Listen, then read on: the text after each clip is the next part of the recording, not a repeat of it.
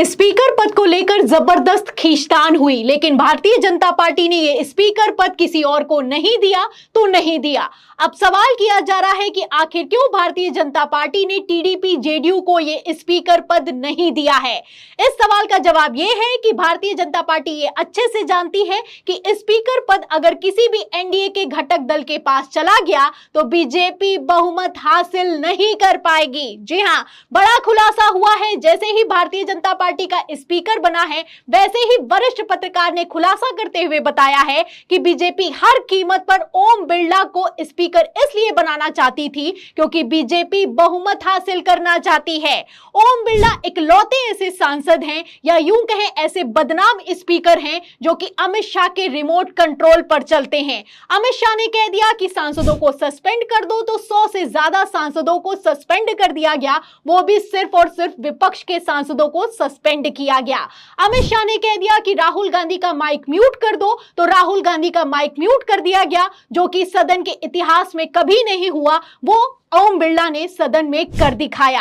तो ओम बिरला के इतिहास से आप समझ सकते हैं, ओम बिरला के कार्यकाल से आप समझ सकते हैं कि किस तरीके से ओम बिरला को अपनी इमेज से कोई फर्क नहीं पड़ता कि लोग क्या सोचते हैं। इसीलिए ओम बिरला को एक बार फिर से तमाम विरोध के बावजूद एक बार फिर से स्पीकर बना दिया गया है। अब कल ही देखिए, जब राहुल गांधी और अखिलेश यादव ने अपना सदन में भाषण दिया, तभी राहुल गांधी ने कहा कि इस बार विपक्ष को बोलने दीजिएगा, विपक्ष को बोलने का मौका दीजिएगा। अखिलेश यादव ने भी कहा कि ऐसा ना हो कि सिर्फ और सिर्फ विपक्ष पर कार्रवाई की जाए और सत्ता पक्ष पर कोई एक्शन ना हो। लेकिन फिर भी ओम बिरला जैसे ही अपनी मंच पर आसीन हुए या यूं कहें अपनी कुर्सी पर आसीन हुए, क्या करके दिखाया है, वीडियो देख। बोलना एक मिनट प्लीज, एक मिनट प्लीज बैठिए, प्लीज बैठिए, प्लीज।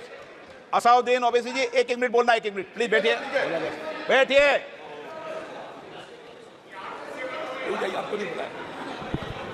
माननीय सदस्यगण, जब स्पीकर सीट से खड़ा हो जाता है तो मैं माननीय सदस्यों को अवगत कराना चाहता हूं, वो बैठ जाए करें। ये मैं पहली बार कह रहा हूं, मुझे 5 साल कहने का अवसर नहीं मिलना चाहिए। असाउद्दीन ओवैसी जी। तो कायदे से अगर देखा जाए तो ओम बिरला को स्पीकर पद भी दोबारा नहीं मिलना चाहिए था, ये अवसर भी ओम बिरला को नहीं दिया जाना चाहिए था। लेकिन भारतीय जनता पार्टी ने तमाम विवादों के बीच किस तरीके से एक बार फिर से ओम बिरला को स्पीकर बना दिया है, आप देख सकते हैं। अब इस खेल को इंडिया गठबंधन अच्छे से समझता है, इसीलिए इंडिया गठबंधन डिप्टी स्पीकर पद को लेकर अड़ा हुआ है। कहना है कि इस बार तो डिप्टी स्पीकर का पद खाली नहीं रहना चाहिए, डिप्टी स्पीकर तो बनाना ही होगा। आपको बता दें, अगर डिप्टी स्पीकर के पद की बात की जाए तो ये वो पद है जो कि 1990 से लेकर 2014 तक कभी खाली नहीं हुआ। 2014 में जब मोदी की सरकार आई तब भी 2014 से 19 तक AIADMK के नेता को डिप्टी स्पीकर बनाया गया, लेकिन 2019 से 2024 तक इस पद पर कोई नहीं बैठा, डिप्टी स्पीकर पद की कुर्सी खाली रही। अब इसी रवायत को एक बार फिर से मोदी सरकार दोहराने की कोशिश कर रही है।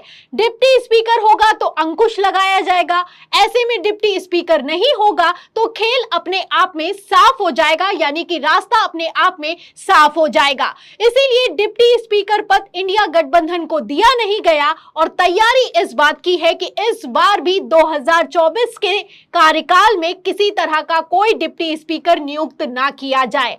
अब इस खेल को इंडिया गठबंधन अच्छे से समझता है, इसीलिए इंडिया गठबंधन ने बड़ा दांव चला है। इंडिया गठबंधन जानता है कि अगर डिप्टी स्पीकर नहीं बनाया गया तो भारतीय जनता पार्टी खेला कर सकती है, और तो और हो सकता है कि डिप्टी स्पीकर ना होने पर बीजेपी बहुमत तक हासिल कर ले, क्योंकि सीटों का गणित अपने आप में साफ करता हुआ नजर आ रहा है कि भारतीय जनता पार्टी क्या करने की तैयारी में है। और वैसे भी आप अच्छे से जानते हैं, ये वो सरकार है जो कि बहुमत हासिल करने के लिए और कुर्सी हासिल करने के लिए किसी भी हद तक जा सकती है।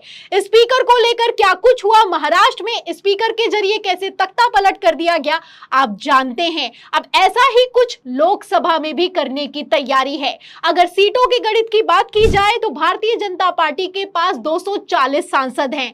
ऐसे हालातों में 272 का आंकड़ा प्राप्त करने के लिए भारतीय जनता पार्टी को 32 और सांसद चाहिए। अब इसी 32 सांसद के जुगाड़ में गृह मंत्री अमित शाह लगे हुए हैं और 32 सांसदों का जुगाड़ करना गृह मंत्री अमित शाह के लिए तो कोई बड़ी बात है नहीं। जब स्पीकर भी भारतीय जनता पार्टी का बन जाए तो आप समझ सकते हैं कि खेला कितने चरम पर चल रहा है।